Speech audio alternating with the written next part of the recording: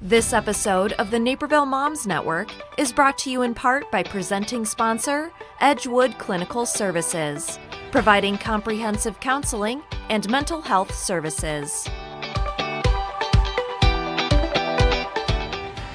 Welcome back to the Naperville Moms Network. Screen time has become more and more prevalent in our lives with our computers, iPads, phones, and video games, to many moms' dismay. Any tricks that you might have shared to work on that balance for your family? It's funny because just the other day I actually said to my 15-year-old, when did free time automatically become screen time? Right. Because he's in, and his answer to me, because he's 15, was because free time means I get to choose what I want to do, and this is my choice. Little loophole there. Oh, yeah, I didn't think of that. And it's, as a mom, he's right. Free time is their time to choose, and I'm no different than any other mom. Our kids are scheduled. They've got school things and sports things and other things going on. So when they do get to choose what they want to do, I want them to have that luxury. However, when I see that every moment of your free time is with your face in a screen, and for his it's usually video game or his phone, I think that gives me pause, and it makes me really concerned about the future adult that I'm raising, because I want them to appreciate and be present in the world around them during their free time. I want them to notice things. I want them to have real life connections with people, that face to face, and not just think that I'm going to go to the screen for both sides. So I've actually started being very specific and saying, we do have this chunk of time and you can do anything you want, but you're not on TV, you are not on video games, you're not on your phone. And of course, the first time I said that, he's like, what? Like, what am I going to do? Taking everything away. There's Oh my nothing gosh! else to do. And so then I explained to him that I saw this wonderful TED Talk that talks about how kids now don't even know what the emotion of boredom is. Oh, yeah. Because they don't have it. Yeah. And I think you need to understand boredom. You need to know what that is and what do you do about it, and figure out outside of technology how that's going to happen. So I've just started really being very specific, because he will always go to technology for free time. Right. And that's very true. It's, you want them to do what they want in their free time, but it's all consuming the screen time. So what we've gotten to in our household is just come up with a limit per day. So I lump all screen time, whether it's cell phone, video games, computers, TV, you get an hour and a half for the day. And you figure out how you want to use it, but beyond that, that's it. Because I think the bigger part is, they get around to watching a TV show or a video game. It just consumes your time. Before you know, it's 2-3 hours. And they probably didn't get to their homework, or to your point, they never will try something else, reading a book or just whatever you want them to do. So that's what we've come to. And I think it's for adults too. In the with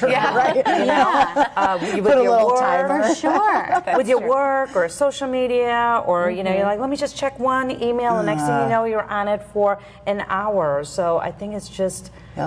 It's so easy to slide having into balance. that. It is. And that boredom thing goes for us too. Like, if think about back when we were younger, if you were meeting somebody for lunch and you got there first, you would just wait for them. Like, you would sit outside, you would notice people, you might notice the new store that opened up. The sky is super blue today. Just everything. And now if I'm Stop and smell the roses. Right. And if I'm waiting for somebody, I'm on my phone. Well, it's a good time. Let me check Facebook. Let me send some emails. And it's, oh my gosh, I'm not even being present during my free time. And that can't be healthy either. And they do the young ones are looking to not even their parents so much, but older children.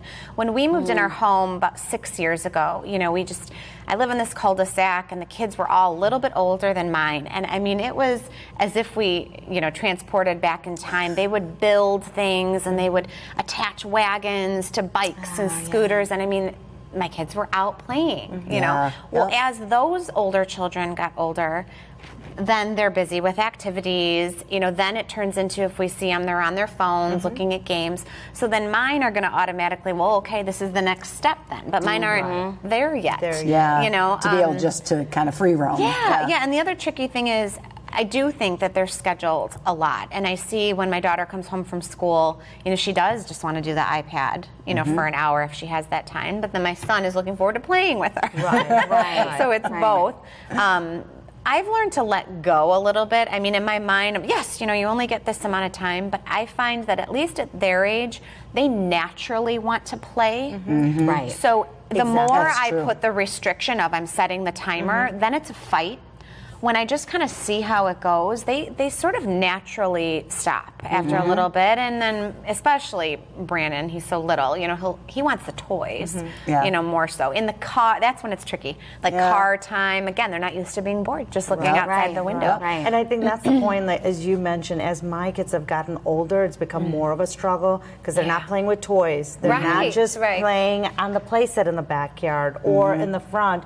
So absent of screen time, So what do you do? they don't know what else to do, and Right. that's the whole point. By setting a restriction, we'll find other things that you could do, reading a book or whatnot, you know? In my house over the summer, maybe a couple summers ago, when they had a little more luxury of doing their own thing pretty often, I treated the word bored like a 4-letter word. Chore. Yeah. I mean, Then you do a chore. and it went one summer, I was like, oh, we're so bored. I was like, you know what? The dishes do need to get done. So if Right. you're bored, I will find something for you to do, And I know my friend Monica and I have taken the kids a couple times to a place in Michigan. It's on this small little lake, and it's this adorable little old school or old town resort. They ring a dinner bell for breakfast and dinner, and it's awesome. And at night we let them watch a movie or be on their iPads or whatever. But during the day, it's off limit. And they're making mud pies and taking the canoes out, and so I think when left without it for long enough, they figure it out. figure it out. But you have to Yeah. provide something, whether it's by time limits or by taking little trips or doing something different, where you're providing that space for them to learn what to Exactly. do with that boredom. Yeah, and they want to do that. Like They do. One of the They greatest do. things Need the was like a limits. year ago when my son, it was the summer, everybody came home from college because our street is one where all the kids are about the same age. So when everybody went to college, everybody's gone. Right. But they Right. all came home, and so you have all these boys, most of them are boys, and suddenly I look out and they're all playing baseball in the street like they did when they were really little. And it was so funny because their voices were like they're deeper, but they would say the same things to each other, like, you just stole that base. You're not allowed. We don't play that way. And they were having such a good time with that. And I thought, oh my gosh, they really did need that back in the day. Like they needed those. And now that they're all home, I felt like that little moment was a connection they all needed, like emotionally bringing them back to that time. the old school days when they would build things or make things and just use their imagination. Like, oh my gosh, if that imagination is talk about what happens when you become an employee or an employer. Yeah. Imagination is the beginning of innovation. And it's And life if kids skills. don't know how to do that, then that's going to affect them for the rest of their lives. So as much as you don't want to be the bad cop, I think they do need those limitations, For sure. to explore. To your point, when you do take that away from them, it's amazing what they'll come up with and the fun they do have. And to your point too about thinking about what kind of adult do I want to have, and when I look at some who at the holidays, they're not even looking up, Yes. and you haven't seen them in 1 year, Right. Or it's a hi. Yeah. They're like, Yep. and I think I don't care if you're 18 or 19.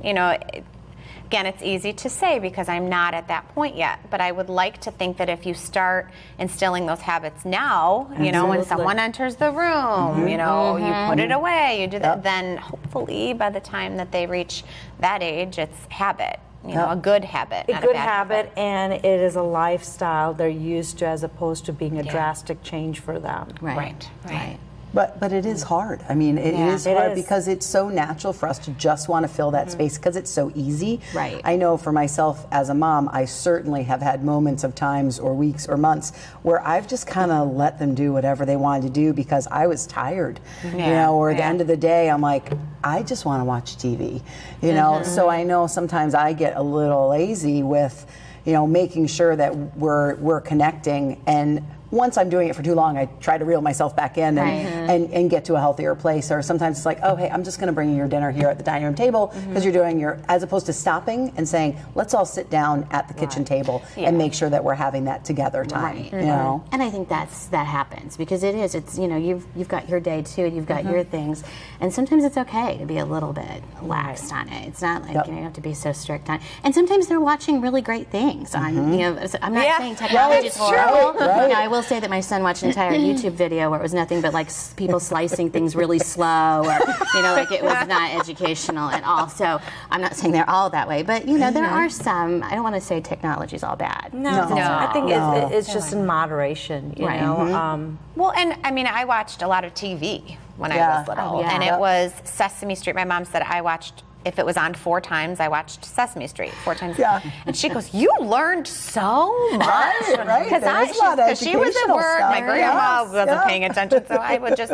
And there is, even today, sometimes, Brandon will say something, and I'm like, "Where did you even learn that?" Right. And he'll just smile and I think, "Just don't even tell me." Just pretend. It was YouTube. It really was. It wasn't me. Well, and I know even as a chiropractor, I start seeing kids younger and younger and younger. And we're talking about kind of the emotional part of it, but physically, I know too much, right? So I'm walking around and I see people and they're like this. Yes. And when 6-year-olds are like that, and they've been like that since 2, like the progression of spinal issues, people worry about the health of the world, and not that I don't worry about that, but I actually really think long term of what is our human being.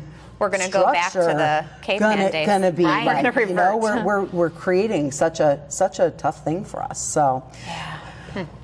I'm pretty sure technology isn't going anywhere anytime soon. Finding the right balance for your kids can be tricky, but it's a great thing to work towards. Thank you again for joining us on the Naperville Moms Network. And remember, you're always invited. Thank you.